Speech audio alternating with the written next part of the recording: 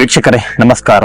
ಹೆಚ್ಚು ಭಕ್ತಿ ಸಮೂಹವನ್ನು ಹೊಂದಿರುವ, ಆರ್ಥಿಕವಾಗಿ ಸದೃಢವಾಗಿರುವ ಪ್ರಬಲಶಾಲಿ ದೇವಾಲಯಗಳಲ್ಲಿ ತಿರುಮಲ ಬೆಟ್ಟದ ಮೇಲೆ ನೆಲೆಗೊಂಡಿರುವಂತಹ ತಿರುಪತಿಯ ತಿಮ್ಮಪ್ಪ ದೇವಾಲಯವು ಒಂದು. ತಮ್ಮ ಇಚ್ಛೆಯನ್ನ ಈಡೇರಿಸಿಕೊಳ್ಳುವುದಕ್ಕಾಗಿ ಲಕ್ಷಾಂತರ ಭಕ್ತರು ಈ ದೇವಾಲಯಕ್ಕೆ ಬರುತ್ತಾರೆ. ತಿರುಪತಿ ದೇವಸ್ಥಾನದ ಇತಿಹಾಸವೇನು ಗೊತ್ತಾ?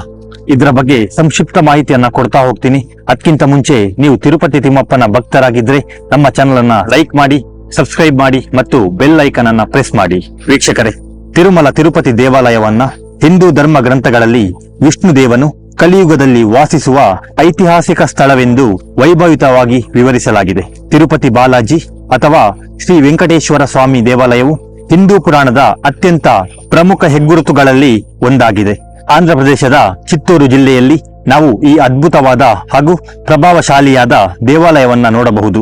ತಿರುಮಲ ತಿರುಪತಿ ದೇವಸ್ಥಾನದ ಇತಿಹಾಸದ ಬಗ್ಗೆ ನಿಮಗೆ ತಿಳಿಯದೇ ಇರೋ ವಿಷಯವನ್ನ ಈ ವಿಡಿಯೋದಲ್ಲಿ ತಿಳಿಸ್ತಾ ಹೋಗ್ತೀನಿ. ಸ್ಕಿಪ್ ಮಾಡದೆ ಕೊನೆ ತನಕ ನೋಡಿ.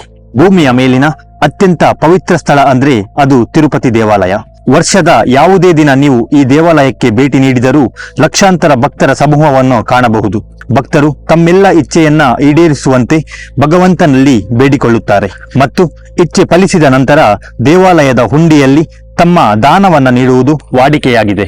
ಈ ರೀತಿಯಾಗಿ ಲಕ್ಷಾಂತರ ಭಕ್ತರು ತಮ್ಮ ದಾನವನ್ನ ನೀಡಲು ಈ ದೇವಾಲಯಕ್ಕೆ ಆಗಮಿಸುತ್ತಾರೆ. ಪುರಾಣಗಳ ಪ್ರಕಾರ ಕಲಿಯುಗದಲ್ಲಿ ಭಕ್ತರನ್ನ ಆಶೀರ್ವಾದಿಸಲು ಭಗವಂತನು ಭೂಮಿಯ ಮೇಲೆ ತಿರುಪತಿಯಲ್ಲಿ ನೆಲೆಸುತ್ತಾನೆ ಎಂದು ಆಸಕ್ತಿದಾಯಕವಾದಂತಹ ಕಥೆಗಳಲ್ಲಿ ಹೇಳಲಾಗುತ್ತೆ.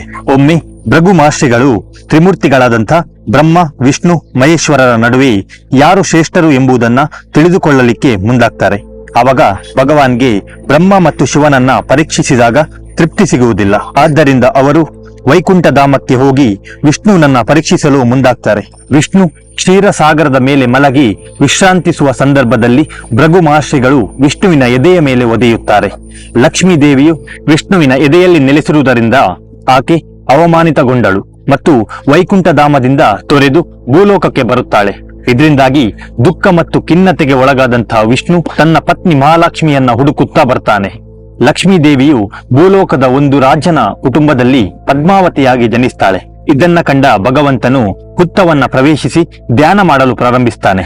ಶಿವ ಮತ್ತು ಬ್ರಹ್ಮ ಭಗವಂತನನ್ನ ಹುಡುಕುತ್ತಾ ಹಸು ಮತ್ತು ಕರುವಿನ ರೂಪದಲ್ಲಿ ಭೂಲೋಕಕ್ಕೆ ಬರ್ತಾರೆ.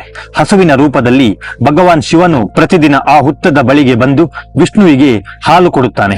ದೈವಿಕ ಯೋಜನೆಯ ಪ್ರಕಾರ ವೆಂಕಟೇಶ್ವರ ಮತ್ತು ಪದ್ಮಾವತಿ ಇಬ್ಬರು ಒಬ್ಬರನ್ನೊಬ್ಬರು ಭೇಟಿಯಾದರು ಮತ್ತು ದೇವಾನುದೇವತೆಗಳು ಪದ್ಮಾವತಿಯ ತಂದೆ ರಾಜನ ಬಳಿ ಬಂದು ಮಗಳನ್ನ ವಿಷ್ಣುವಿನೊಂದಿಗೆ ವಿವಾಹ ಮಾಡಿಕೊಳ್ಳುವುದಾಗಿ ಕೇಳಿಕೊಳ್ತಾರೆ. ರಾಜನ ಒಪ್ಪಿಗೆಯಿಂದ ಅಭೂತಪೂರ್ವವಾಗಿ ಮತ್ತು ಅತ್ಯಂತ ಭವ್ಯವಾಗಿ ವಿವಾಹ ಸಮಾರಂಭವನ್ನ ನಡೆಸಲು ವಿಷ್ಣುದೇವನು ಸಂಪತ್ತಿನ ದೇವರಾಯ ಕುಬೇರನಿಂದ ದೊಡ್ಡ ಮೊತ್ತದ ಸಂಪತ್ತನ್ನ ಸಾಲವಾಗಿ ಪಡೆಯುತ್ತಾನೆ. ಮದುವೆಯ ನಂತರ ವಿಷ್ಣು ತಿರುಮಲ ಬೆಟ್ಟಗಳ ಮೇಲೆ ನೆಲೆಸಿದಾಗ ಅಲ್ಲಿ ಭವ್ಯವಾದ ದೇವಾಲಯವನ್ನ ನಿರ್ಮಿಸಲಾಯಿತು. ಅಂದಿನಿಂದ ಇಂದಿನವರೆಗೂ ವಿಷ್ಣು ಕುಬೇರನಿಗೆ ಸಾಲವನ್ನ ಮರುಪಾವತಿ ಮಾಡ್ತಲೇ ಬಂದಿದ್ದಾನೆ ಎಂದು ಪುರಾಣಗಳಲ್ಲಿ ಹೇಳಲಾಗುತ್ತೆ. ವಿಷ್ಣುವಿನ ಭಕ್ತರು ಕೂಡ ಇಲ್ಲಿ ಭಗವಾನ್ ವಿಷ್ಣುವಿಗೆ ಸಾಲ ತೀರಿಸಲು ಸುಲಭವಾಗಲೆಂದು ತಮ್ಮ ಕೈಲಾದಷ್ಟು ದಾನವನ್ನ ಮಾಡ್ತಾರೆ. ತಿರುಮಲ ತಿರುಪತಿ ದೇವಸ್ಥಾನವನ್ನ ಭೂತೀರದ ವೈಕುಂಠವೆಂದು ಕರೆಯಲಾಗುತ್ತೆ. ಇದು ಭೂಮಿಯ ಮೇಲಿನ ಭಗವಾನ್ ವಿಷ್ಣುವಿನ ವಾಸಸ್ಥಾನವಾಗಿದೆ. ಇಲ್ಲಿನ ವೆಂಕಟೇಶ್ವರ ಸ್ವಾಮಿಯ ಮುಖ್ಯ ವಿಗ್ರಹವು ತುಂಬಾ ವಿಶಿಷ್ಟ ಮತ್ತು ಶಕ್ತಿಯುತವಾಗಿದೆ ಎಂದು ಹೇಳಲಾಗುತ್ತೆ. ವೀಕ್ಷಕರೇ, ಇಂಥ ಅದ್ಭುತವಾದ ಸ್ಥಳಕ್ಕೆ ತಮ್ಮ ಸಮಯವನ್ನ ಬಿಡುವು ಮಾಡಿಕೊಂಡು ಒಮ್ಮೆಯಾದರೂ ಭೇಟಿ ಕೊಡಿ. ಮತ್ತೆ ಸಿಗೋಣ.